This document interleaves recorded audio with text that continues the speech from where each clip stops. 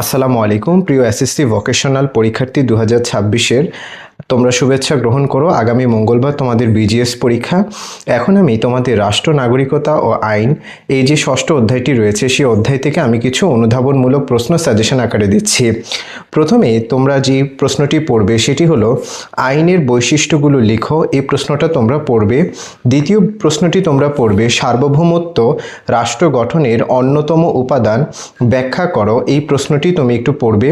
তৃতীয় যে প্রশ্নটি পড়বে সেটি হলো জনসমষ্টিকে রাষ্ট্রের প্রাথমিক উপাদান বলা হয় কেন। চতুর্থতে পড়বে হচ্ছে রাষ্ট্রের উপাদান কয়টি ও কি কি। পঞ্চমে পড়বে সার্বভৌমত্ব কি ব্যাখ্যা করো।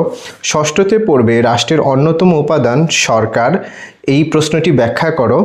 সপ্তমে তুমি পড়বে যে আইনের উৎস হিসাবে আইনসভার ব্যাখ্যা দাও, এই প্রশ্নটা তুমি পড়বে। অষ্টমে পড়বে ফতোয়া আইনের উৎস ব্যাখ্যা করো। নবমে পড়বে নাগরিকতা লাভের পদ্ধতি কয়টি ও কি কি। দশমে পড়বে আইনের দুটি বৈশিষ্ট্য লিখো। এই 10টি প্রশ্ন আমি মনে করি তোমার প্রস্তুতির জন্য যথেষ্ট হবে। আল্লাহ হাফেজ।